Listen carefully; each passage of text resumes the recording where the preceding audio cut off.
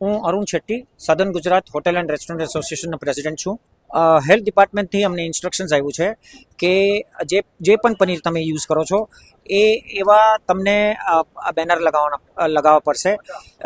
એક પનીર આવે છે જે તેલથી બને છે અને એને એનાલોગ પનીર કહેવાય, અને જે શુદ્ધ દૂધથી બને છે એ અસલી પનીર કહેવાય.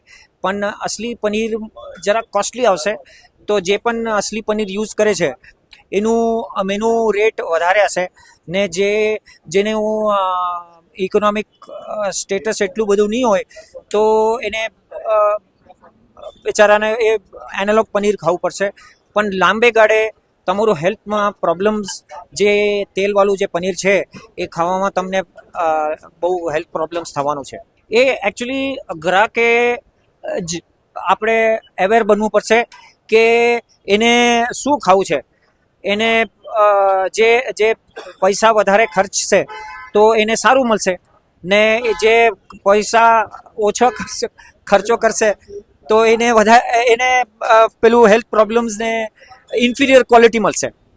એ લોકોની વિષયમાં એ જ છે. હું પર્સનલી પણ ને એકચ્યુઅલી બધા જેટલા પણ આપણા સિટીઝન્સ છે એ લોકોને કડીથી કડી જેટલું પણ મોટું એ લોકોને પનિશમેન્ટ મળે એવું આપણે કાયદો બનાવવું જોઈએ.